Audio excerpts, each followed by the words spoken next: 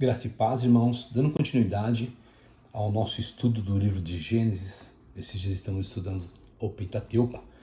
Vamos iniciar aqui agora nosso estudo de número 4, ou aula de número 4, como queira. Vamos falar sobre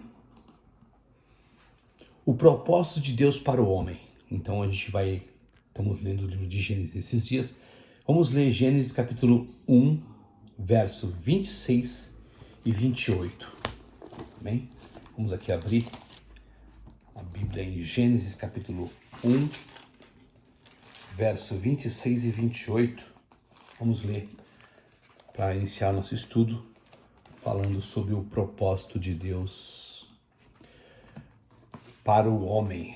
O propósito de Deus para o homem. Vamos lá? Gênesis capítulo 1, verso 26. Diz assim, verso 26.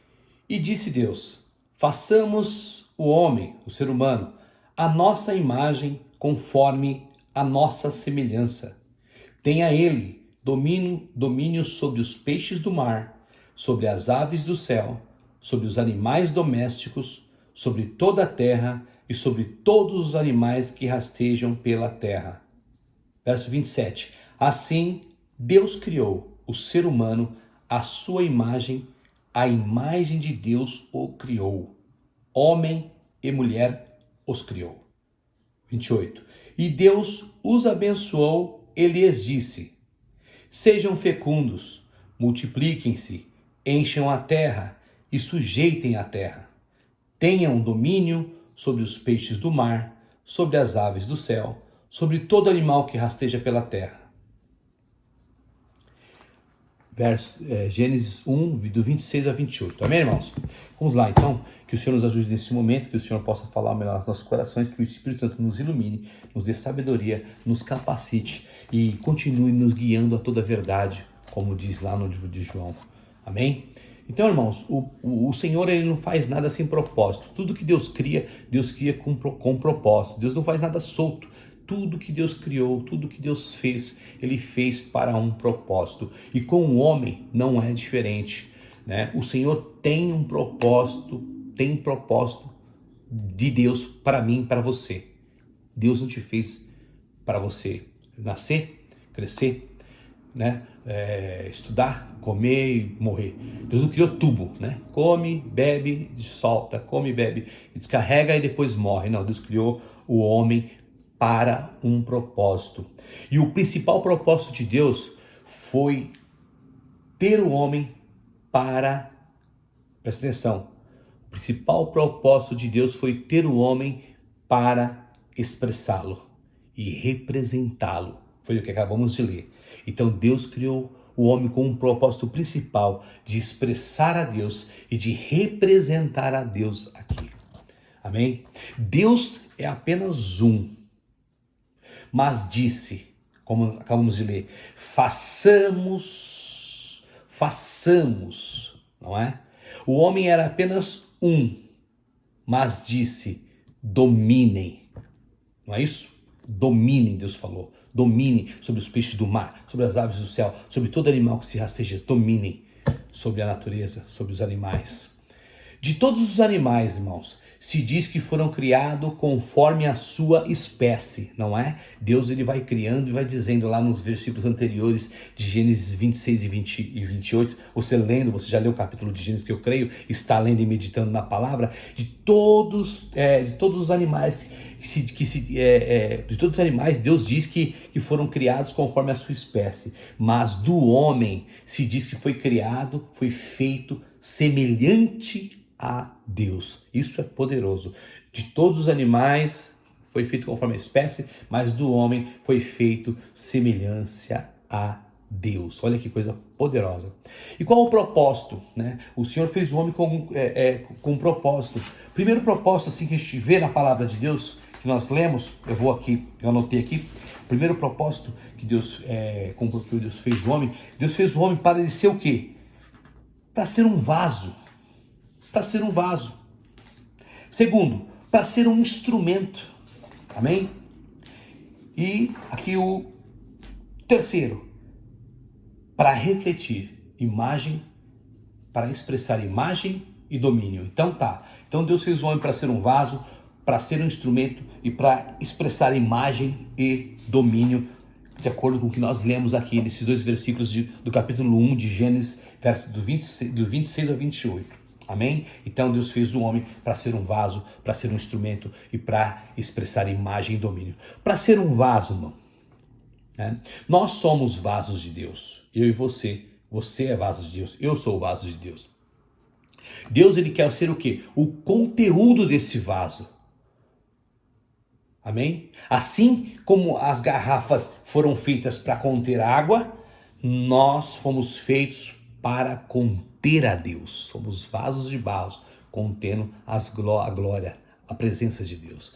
Fomos feitos, irmãos, como uma luva. Uma luva para conter a Deus. A luva, ela é a imagem da minha mão, da nossa mão, não é? Imagem e semelhança da nossa mão. Mas a luva não é a mão. Não é? Mas a mão é o quê? A mão é a realidade da luva. Uma luva, ela é criada conforme a semelhança da mão, com o propósito de conter a mão. Não é isso? É isso mesmo. Igualmente o homem foi criado à imagem de Deus, com o propósito de conter a Deus. Vamos ler lá em Romanos 9, 23 e 24? Vamos ver aqui rapidinho, eu tenho aqui com as Bíblias abertas.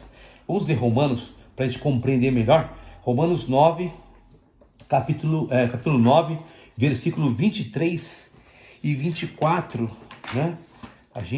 Vamos ler essa passagem porque é importante a gente compreender essa parte que fala que nós somos vasos para conter a Deus, não é? Como garrafas contêm água, nós fomos criados para conter a Deus, né? Deus dentro de nós, Deus habitando em vasos de barro. Vamos lá. Diz assim, Romanos 9, 23 e 24. Eu vou ler aqui, ó. Diz assim, a fim de que também desse a conhecer as riquezas da sua glória em vasos de misericórdia, que para a glória preparou de antemão, os quais somos nós, eu e você, a quem também chamou, não só dentre os judeus, mas também dentre os gentios, que somos nós. Amém? Então, o Senhor nos criou com uma luva. A luva é a imagem e semelhança da mão. Qual o propósito da luva? Conter a mão. A luva só encontra propósito quando quando a mão que está dentro dela, ela tem encontra propósito. Amém? Contudo, irmão, ainda que seja feita a imagem e semelhança da mão, uma luva só tem sentido quando a mão é seu conteúdo, né? Somente assim ela vai adquirir forma e propósito. O mesmo acontece com o homem. O homem é a imagem e semelhança de Deus, mas se o Senhor não estiver dentro dele, não passa de uma luva vazia caminhando pelo mundo. Assim é o homem que não contém Deus dentro dele. Ele é como uma luva vazia caminhando pelo mundo sem propósito, porque ele não encontrou o propósito principal, que é conter a Deus. Amém? Além disso, a mão para a qual a luva foi feita só pode preenchê-la completamente. Assim também acontece com o homem, pois somente Deus pode completá-lo plenamente. Amém? Deus seja louvado, glória a Deus.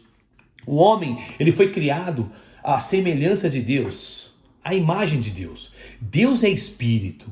O homem também foi feito espírito. Aonde encontro isso? Lá em João, capítulo 4, verso 24.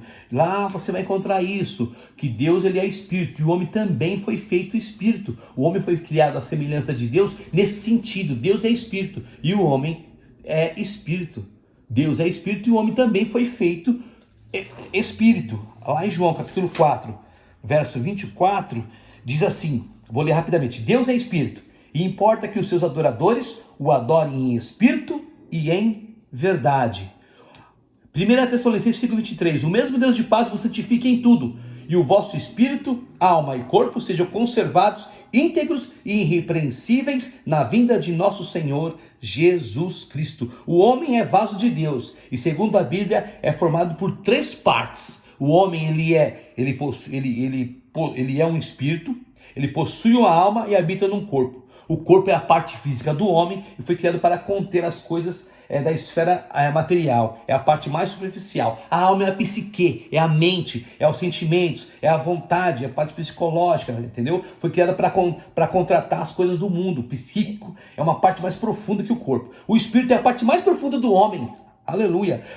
pertencendo ao nível espiritual e foi criado para contatar as coisas de Deus. É um lugar onde Deus habita no homem. Aleluia! Glória a Deus, irmãos. Estou falando um pouco rápido aqui, porque hoje tem bastante assunto, então eu queria reduzir o tempo dos vídeos, amém? Então Deus é espírito e importa que seus adoradores o adorem em espírito e em verdade. João 4:24, 1 Tessalonicenses 5:23, o mesmo Deus de paz vos santifique em tudo, e o vosso espírito, alma e corpo sejam conservados íntegros e irrepreensíveis na vinda de nosso Senhor. Aleluia, amém? Então espírito, alma e corpo tem que se manter irrepreensível na vida do Senhor. Deus cuida de tudo, Deus quer tudo para Ele. Deus não quer só o coração, Deus quer o homem completo, porque Deus criou o homem completo e quer o homem completo para Ele. O homem é vaso de Deus. A Bíblia divide este vaso em 3 partes: espírito, alma e o corpo. Amém? Então é importante você entender isso. O homem é um vaso de Deus. A Bíblia divide esse vaso em 3 partes: espírito, alma e corpo. Glória a Deus. Vamos lá. Então o corpo é a parte física, como eu já disse. Ele foi criado para contatar as coisas da esfera material, né? A esfera física, e a parte mais superficial. A alma é a psique, é a parte psicológica. Foi criada para contatar as coisas do mundo, psíquico, é claro, e é uma parte mais profunda do homem. O espírito é mais profundo com relação ao corpo, né? Mas o espírito é a parte mais profunda do ser humano, do homem, pertencendo ao quê? Ao nível espiritual. E foi criado para contatar as coisas de Deus, para contatar Deus que é espírito. Então Deus fala ao espírito do homem, Deus comunica por meio do espírito do homem, né? Não por meio do corpo, nem por meio da alma, mas por meio do espírito. O propósito de Deus era e é entrar no espírito do homem para ser o seu conteúdo e a sua satisfação, o seu prazer, o seu deleite. Esse é o propósito da existência humana. Esse é o propósito da existência humana. E é isso que os homens têm que entender. É isso que nós temos que entender. O propósito da existência humana, da criação do homem, é Deus entrar no espírito do homem para ser o seu conteúdo e a sua satisfação plena. Entendeu? Amém? Você, irmãos, nós não fomos criados apenas para conter comida no estômago, para ter arroz, feijão, carne, bife, salada, sei lá o que. Você não foi criado simplesmente para conter conhecimento na sua mente, se tornar um cabeção, né, cheio de conhecimento. Não, foi para isso. Você foi criado para conter o Deus em seu espírito, para conter Deus dentro de você, para Deus residir dentro de você. Você foi criado para isso. Para isso você foi criado, para isso que eu fui criado. Nós somos vazios sem Deus. O homem sem Deus, ele é vazio. Ele é como uma luva vazia, ele é desprovido de propósito. Amém? A nossa sabedoria é apenas o recipiente para a sabedoria de Cristo. O nosso amor é o recipiente para o amor de Cristo. Às vezes a luva às vezes a luva quer impedir a mão de entrar, não é? É difícil trabalhar para entrar. Nós também podemos resistir à vida de Deus. De resistir à vida de Deus, de dominar em nós. Como? Através da nossa vontade, não aceitando a vontade de Deus, não recebendo a vontade de Deus, não recebendo a Cristo, não crendo em Cristo, não confessando a Cristo, não aceitando a vontade de Deus para a nossa vida, resistindo a Deus, como a semelhança da luva. A imagem de Deus, meus irmãos, a imagem de Deus é Cristo. Cristo é a imagem de Deus. Deus é invisível, no entanto, ele tem uma imagem.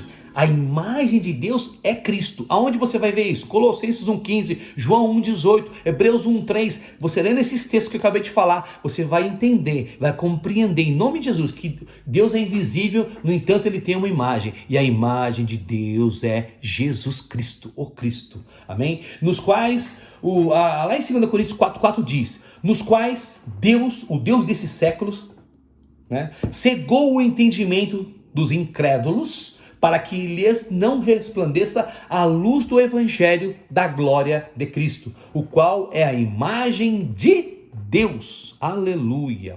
Amém? Então, irmãos, vamos ficar atentos ao que está sendo falado aqui, porque é importante. Eu me perdi um pouquinho aqui nos slides. Vamos lá. Ele é a imagem do Deus invisível, o primogênito de toda a criação, Colossenses capítulo 1, verso 15 diz exatamente isso, que Cristo, ele é a imagem do Deus invisível que ninguém viu, mas ele é não somente a imagem do Deus invisível, ele é o primogênito, o primeiro de toda a criação. Ele que é o resplendor da glória e a expressão exata do seu ser, de Deus, sustentando todas as coisas pela palavra do seu poder, depois de ter feito a purificação dos pecados, assentou-se à destra, à direita de Deus, na majestade, nas alturas. Aleluia, ele está vivo, está lá do lado de Deus, à direita de Deus Pai, intercede por nós, pela igreja, por mim, por você. Aleluia, nós não estamos só, nosso Deus vive. Uma vez que o homem foi criado à imagem de Deus, e a imagem de Deus é Cristo, então o homem é criado à imagem de Cristo. Simples assim.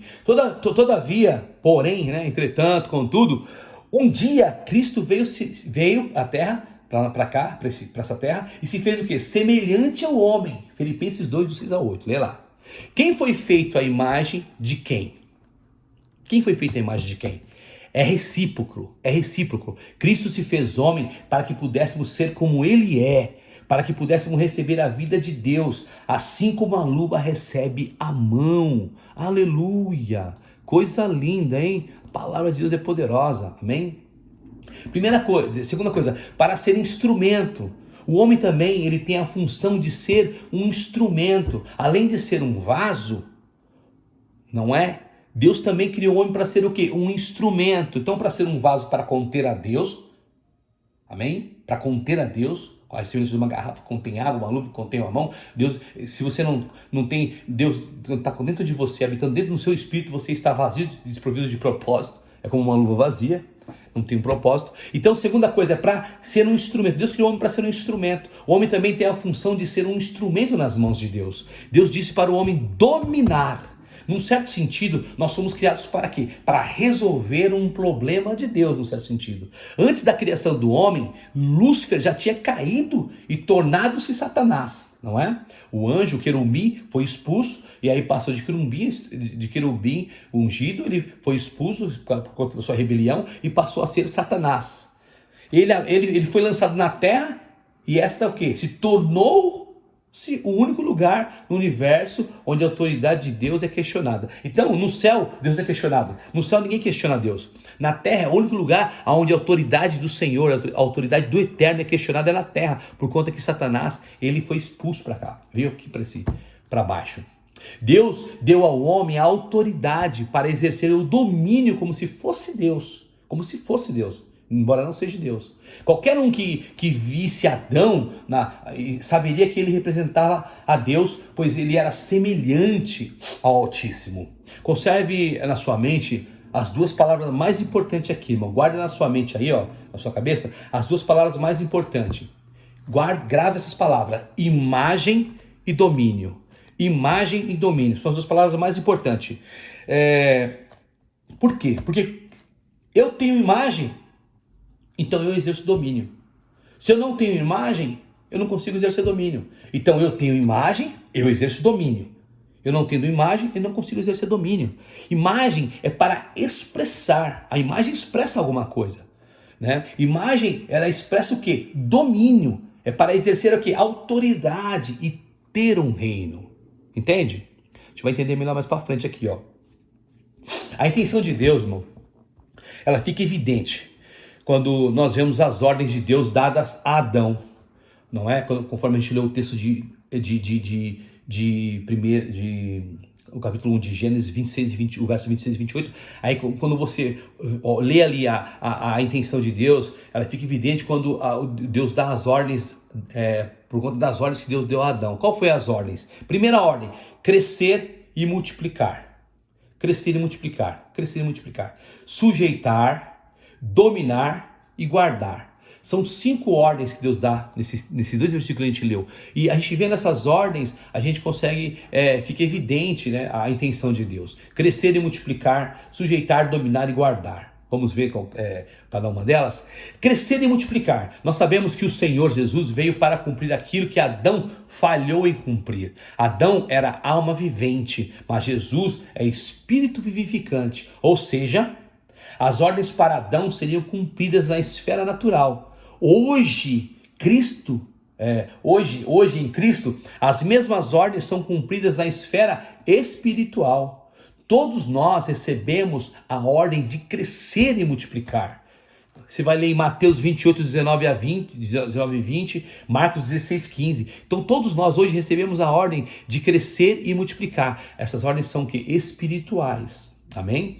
Então não é natural. Para Adão foi natural. Segundo, sujeitar. Não é? Então, sujeitar. Há uma diferença entre resolver o problema do homem e resolver o problema de Deus. O problema do homem é que ele caiu e precisa receber a salvação. O problema de Deus é que Satanás está usurpando a autoridade sobre a terra. Portanto, todos precisamos o quê? Lidar com o inimigo, com Satanás, sujeitando-o em todas as esferas de nossa vida. O alvo de Deus, irmãos, é que o seu reino venha sobre a terra, venha sobre nós, venha sobre a igreja. E ele atingirá esse objetivo através de quem? Através de mim, através de você, através do homem. Conforme Mateus 16, 19, 18, 18 e Romanos 16, 20. Aleluia, aleluia. Dominar. Agora vamos lá, dominar. Observe que a esfera do domínio do homem é o mar, a terra e o ar. Então a esfera de domínio do homem, a esfera de atuação de domínio do homem é o mar, a terra e o ar. O mar simboliza o quê? O mar, nós já falamos anteriormente, o mar simboliza a morte e é um lugar de habitação de demônios. Então toda vez que você vê o que a Bíblia fala de águas no mar, vai simbolizar morte, vai simbolizar lugar de habitação de demônios. Então, em Apocalipse nós ficamos sabendo que o quê? Que o mar vai deixar de existir. Apocalipse 22, 1. A terra é o campo de atividade de Satanás, não é? A terra onde ele está atuando hoje. O ar é o lugar de habitação dos anjos caídos, as principados, potestades. Eles estão o quê? Na esfera do ar. Jesus ele mostrou para nós, mostrou-nos que até mesmo os animais aqui mencionados simbolizam demônios no restante das escrituras. Os peixes do mar simbolizam demônios na medida em que habitam no lugar da morte. As aves do céu simbolizam demônios aqui como uma parábola do semeador, onde as aves que roubavam a semente do coração dos homens eram também demônios. Mateus 13,19. Os animais que rastejam são notoriamente símbolos de demônios, como a serpente, que simboliza o próprio Satanás, assim como os répteis e os escorpiões. Lucas 10,19. Eu estou citando aqui os textos, irmãos, lendo rápido, citando os textos. Depois você anota os textos e lê o texto para confirmar que o que eu estou falando é realmente o que está sendo dito, tá bom? Para você não ter dúvida. Outra coisa, guardar. Foi dada essa ordem para o homem também guardar. A última ordem dada ao homem foi para guardar o jardim. Lá em Gênesis 3,15, né? O Senhor fala para ele guardar o jardim. Conservar e guardar ainda são ordens válidas para nós hoje. Muitos não cumpriram o propósito de Deus no passado, porque não guardaram o depósito de Deus em suas vidas. E essa ordem é para nós hoje. Amém, meus irmãos? O homem recebeu a imagem de Deus para exercer domínio na terra, no lugar de Deus, representando Deus. Imagem e domínio. Lembra que eu falei para você guardar essas duas palavras? Imagem e domínio. Imagem e domínio são semeadas como semente em Gênesis. Em Gênesis elas são sementes, são plantadas como sementes. Não é isso? E se desenvolvem por toda a Bíblia, por todas as escrituras. Essa palavra imagem e domínio como semente, vai se desenvolvendo por todas as escrituras, por toda a Bíblia. A base da autoridade ou domínio, a base de toda autoridade ou domínio, de acordo com a Bíblia, é a imagem. É a imagem. É porque eu me pareço com Deus que eu tenho sua autoridade. É porque eu me pareço com o Eterno que eu tenho a sua autoridade. Só por isso. Então, o que eu volto a repetir, a base da autoridade ou domínio é a imagem. Por me parecer com o Senhor, com o Eterno, com Cristo, é que eu tenho a sua autoridade. Aleluia. Imagem e domínio falam o quê? De sacerdócio. Imagem e domínio fala que de realeza. Imagem nos fala de sacerdócio. E domínio nos fala de autoridade e realeza. O Novo Testamento nos mostra que Deus nos fez reis e sacerdotes. Isso está na Bíblia, está lá em 1 Pedro. Deus quer que sejamos bons pregadores. Aliás, Deus quer que sejamos bons pregadores ou mestres da palavra. Ele quer que expressemos a sua imagem pelo sacerdócio. Em Apocalipse 4:3, se diz que a aparência de Deus é como a pedra de jaspe. Eu estou lendo aqui o texto da Bíblia, eu estou com a Bíblia aberta aqui também, irmãos. Por fim, a Nova Jerusalém será construída de jaspe. Olha só que interessante. Tudo é determinado por aquilo com que você se parece. Já percebeu isso? Tudo é determinado com aquilo com que nós nos parecemos. Tudo é determinado por isso, por imagem. Se você se parecer com um escorpião, se com um escorpião, serpente, cordeiro ou filho de Deus, né? Ou seja, você se parece com o quê? Com um escorpião? Com serpente? Cobra? Com cordeiro ou filho de Deus? A obra do Espírito Santo, irmãos, hoje é nos transformar, é me transformar para que eu expresse a Deus. A obra do Espírito Santo hoje, nesse momento, no atual momento, agora, é transformar a igreja, é transformar os filhos de Deus, para que nós venhamos expressar o próprio Deus. Essa palavra transformação, ela ocorre 3 vezes na Bíblia. Aonde? Em Romanos 12:2, isso mesmo. Em 2 Coríntios 3:18 e em Mateus 17. Em Mateus, essa palavra transformação é traduzida por transfigurar, mas a palavra em grego é a mesma metamorfos, amém? A bênção de Deus, no capítulo 1:28, que nós lemos, né, em Gênesis 1:28, essa é a primeira vez que a palavra bênção é mencionada na Bíblia. A primeira vez que a palavra bênção é mencionada em todas as escrituras é em Gênesis capítulo 1, verso 28. É o princípio da primeira menção, não é? Que a palavra foi mencionada. Em que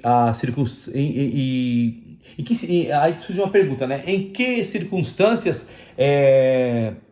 na Bíblia essa bênção foi liberada? Qual circunstância que essa bênção de Gênesis 1:28 foi liberada, né? Quando Deus alcançou o seu propósito, quando Deus concluiu o seu propósito, quando ele alcança o seu propósito, ele menciona essa primeira vez essa palavra bênção. Disto, nós concluímos que a bênção está no propósito. A bênção de Deus está no propósito de Deus. E qual foi o propósito? Qual foi o propósito? Propósito é aqui, ó, é ter o homem com sua imagem para exercer o seu domínio. Então o propósito de Deus é ter o homem com a sua imagem para exercer o seu domínio. E como esses dois aspectos se manifestam hoje, de que maneira esses dois aspectos se manifestam hoje, na atualidade? Pelo sacerdócio, pela realeza. Quando entramos, irmãos, no sacerdócio, temos fé para exercer a realeza. Então a bênção de Deus vem sobre nós, vem sobre mim, vem sobre ti. Aleluia! Então assim, o segundo princípio é o princípio do descanso. A Bíblia fala sobre o princípio do descanso, né? Ele fez, o descanso é o princípio o descanso é um princípio na palavra de Deus. A maneira apropriada de servirmos a Deus é no descanso. Qual o significado do descanso de Deus, né? Qual o significado desse descanso?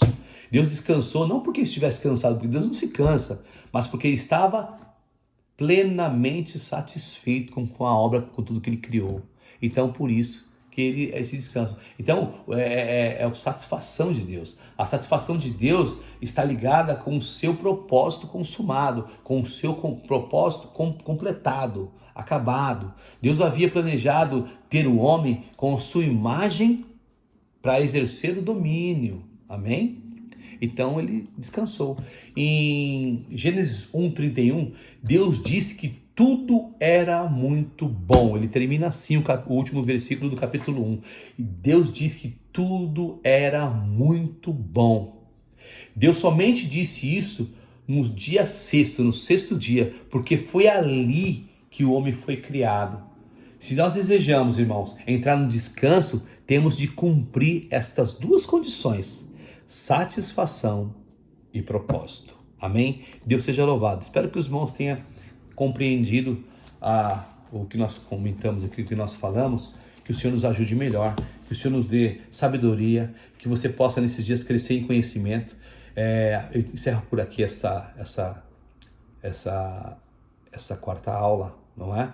E que o Senhor possa vos abençoar com toda sorte de bênção, guardar você e que os propósitos de Deus se cumpra na sua vida, na sua casa, na sua família. Que você possa ser um vaso para conter a Deus, que você possa ser um instrumento para expressar a Deus. Amém? Conforme está aqui na palavra de Deus. Que o Deus possa achar guarida, que você possa dar liberdade para que o Senhor, dar lugar a Deus, para que Deus possa cumprir em você o propósito na sua vida, na sua casa e na sua família. Em nome de Jesus, Deus te abençoe. Um abraço.